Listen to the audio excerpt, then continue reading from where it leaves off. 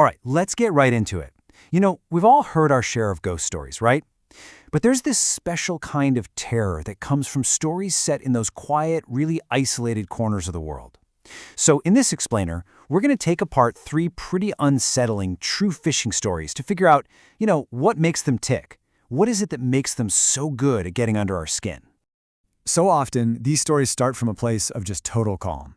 One of the narrators, a guy named Jay, he really nails this feeling. For him, and for a lot of us, fishing is supposed to be this peaceful escape, right? A quiet moment to connect with nature. And that baseline of peace, well, that's what makes the horror that comes later feel so much more jarring. And there it is. That's the pivot. This one simple question completely flips the script. It turns that peaceful scene into a perfect stage for absolute terror. The very thing you went looking for, solitude, suddenly becomes your biggest weakness. So let's really break this down. Think about it. The solitude, the quiet, being surrounded by this huge, vast wilderness, these are all the ingredients for a perfect day of fishing. But they're also the exact same ingredients for a perfect horror story, where help is miles away and there's nobody around to hear you scream.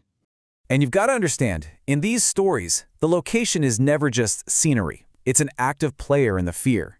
The deep woods, an empty marsh, a reservoir hidden away from everyone. They all work to just strip away any sense of safety and crank up that feeling of being completely and utterly alone. And what's so wild, and kind of ironic when you look at it like this, is that in every single one of these stories, the people in them wanted this isolation. They went looking for it. They call it a favorite thing, or exactly how we liked it, a perfect hidden spot. They literally walked right into the trap themselves, thinking they'd found paradise.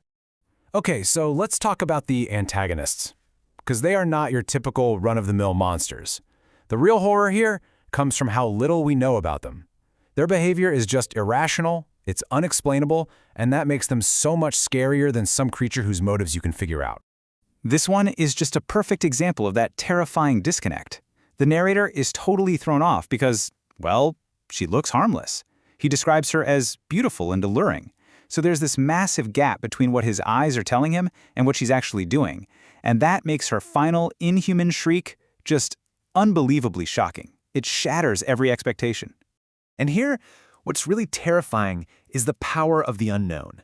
The narrator, he's trying to be logical, right? Maybe it was a big catfish or an alligator gar. But then he admits, I hadn't been the one to feel it. His friend Angel is adamant that what grabbed him was unnatural, that it didn't feel like any animal he knew. And that just leaves us with this chilling, unanswerable question. The monster is just a terrifying blank space in your mind. Now this next story, it builds a totally different kind of dread. It starts with this incredibly eerie discovery, this abandoned canoe. It's like a scene from a movie, a total mystery. But then that mystery slams right into a very real, very immediate threat, a screaming man who, out of nowhere, just starts swimming across a reservoir straight at them.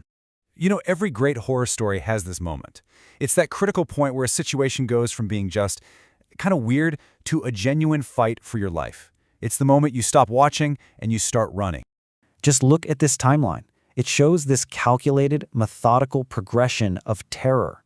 The threat doesn't just pop up out of nowhere. No, it closes the distance, it tests them, talks to them, and only when they say no, when they reject her, that's when she unleashes the full horror. It's like a slow, deliberate tightening of a noose. But the other 2 stories, they don't do a slow burn. They use what you could call a snap escalation. One second, Angel is just waiting in the water. The next, he's being yanked under. One moment, the guy's just some weirdo on the other side of the water. The next, he is a very real, very fast-approaching threat. It's that suddenness, that whiplash, that's just so terrifying. But maybe the most important part of all these stories is what happens after the running stops. Yeah, the people survive, but they're left with something way more haunting than any physical scar could be. They're left with 0 answers. No resolution at all. You can practically hear the self-doubt in his voice here, can't you? He's trying so hard to rationalize what happened with the woman in the lake, to put it in a neat little box labeled mentally ill. But that phrase, the explanation I ultimately decided on, that tells you everything. It's a choice. It's an answer he picked because he needed one, not because he actually believes it.